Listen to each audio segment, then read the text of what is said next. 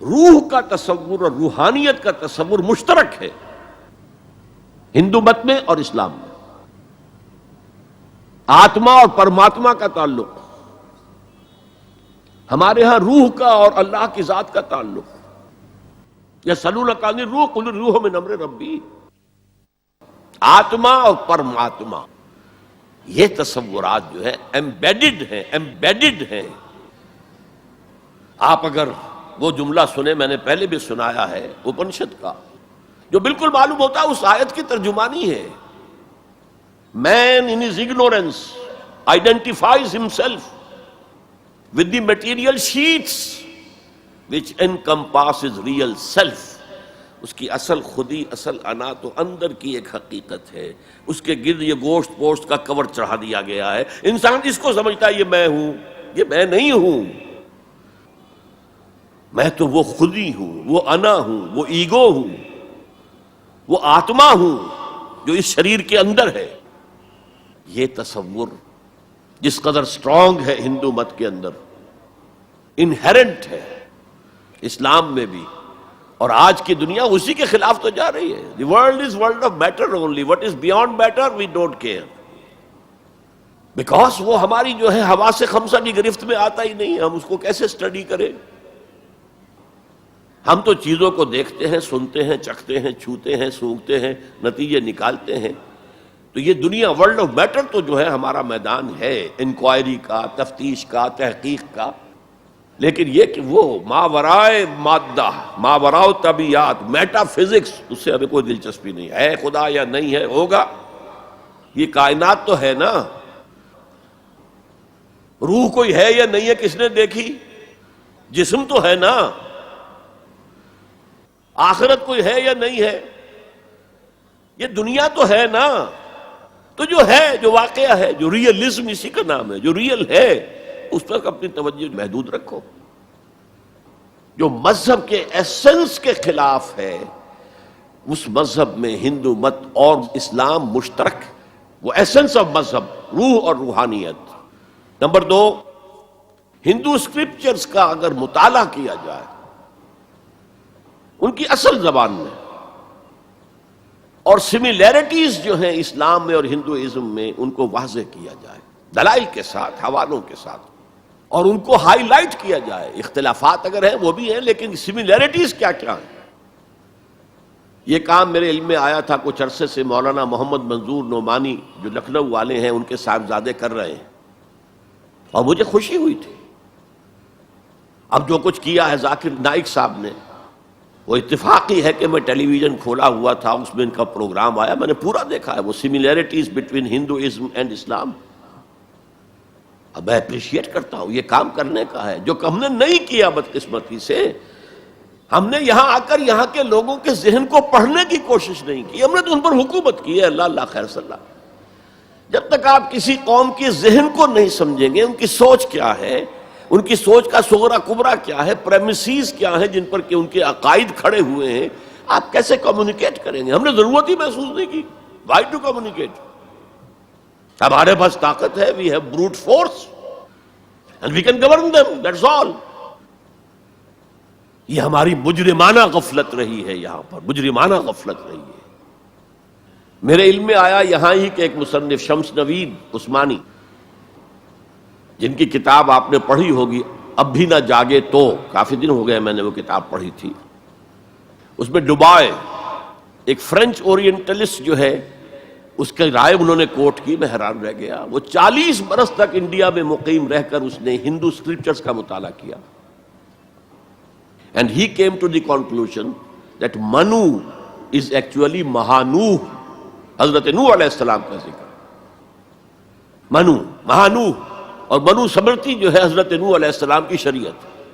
یہ ایک کرسچن ہے، اس کی تحقیق ہے. اس تحقیق کو اب انہیں ہائی لائٹ کیا جائے، اسے عام کیا جائے، اس کو پہنچایا جائے، تو پھر وہ جو ہے مغایرت کے پردے جو حائل ہیں، وہ مغایرت کے پردے کچھ اٹھیں گے، ذہن کچھ کھلیں گے، بات کرنے کا، کمیونیکیشن کا موقع بنے گا.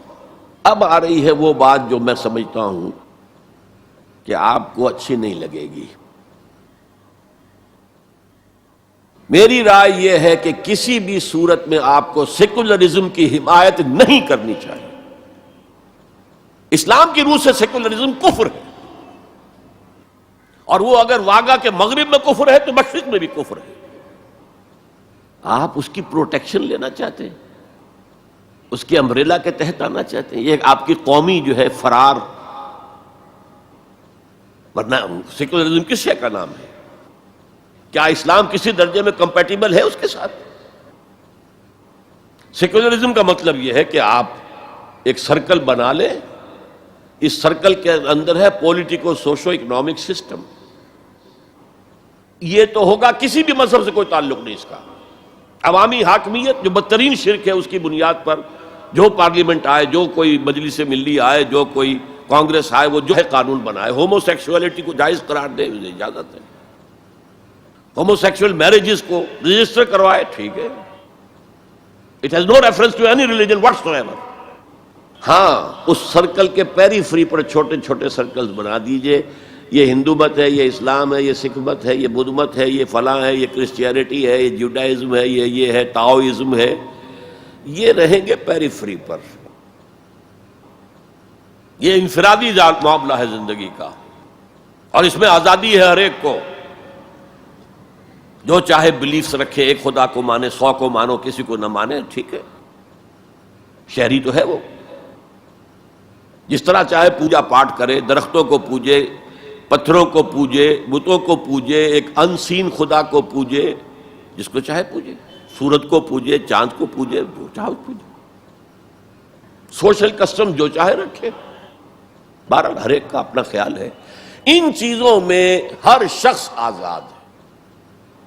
لیکن یہ political system, the criminal law, جو بھی ہے، پھر اکنامک سسٹم، سود، سیوا، سب جائز ہیں، کسی مذہب کے حرام قرار دینے سے ان کو نہیں روکا جائے گا، کسی آسمانی ہدایت کو دلیل کے طور پہ تسلیم نہیں کیا جائے گا، چاہے وہ تورات ہو، چاہے قرآن ہو، چاہے کوئی اور آسمانی کتاب ہو، ہندوؤں کی کتابیں ہوں، وہ تسلیم نہیں کی جائیں گی۔ This is not compatible with Islam. How can the Muslims accept it? مجھے حیرت ہوتی ہے۔ میری یہ بات میں جانتا ہوں یہاں کسی کی سمجھ میں نہیں آئے گی، لیکن یہ کہ بہرحال جیسا کہ میں نے شروع میں کہا تھا، اگرچہ قول تو وہ فرعون کا ہے، لیکن قرآن میں نقل ہوا، قرآن کی آیت ہے، ما اریکم الا ما ارا، میں آپ کو وہی کچھ دکھا سکتا ہوں جو میں خود دیکھتا ہوں، ورنہ میں سنسیئر نہیں ہوں، neither to myself nor to you. I have to be honest. Number 4، قومیت سے بالا تر ہو کر اسلام کی دعوت دی جائے، دو چیزیں گڑبڑ نہ کی جائیں، قوم کی خدمت ہے، قوم کے لیے تعلیمی ادارے بنائے جائیں، قوم کے لیے یہ کیا جائے، کوئی حرج نہیں، قوم کی خدمت کرنا بری بات نہیں ہے۔ ایک مسلمان قوم کو فرعون کی غلامی سے نجات دلانے کے لیے اللہ نے حضرت موسیٰ جیسے پیغمبر کو بھیجا، یہ قومیت سے بالا تر ہونی چاہیے، گڑبڑ نہ کرے، ایک ہی جماعت یہ دونوں کام نہ کرے، ورنہ سمجھا جائے گا کہ یہ بھی اصل میں اپنی قومی بالا تری اور بالا دستی کے لیے کام کر رہے ہیں۔ اپنی پرائرٹیز فکس کر لیں، اگر اسلام کے لیے کام کرنا ہے تو قومی سطح سے بالا تر ہو جائے، اور اصولی سطح پر اسلام کی دعوت دیں، اور اسلام کے system of political justice, social justice, economic justice کو نمایاں کریں۔ خليل بالقرآن هو إمامنا على هداية الله آمتنا، كلام ربنا هدايتنا، عطاء جبريل على رسولنا.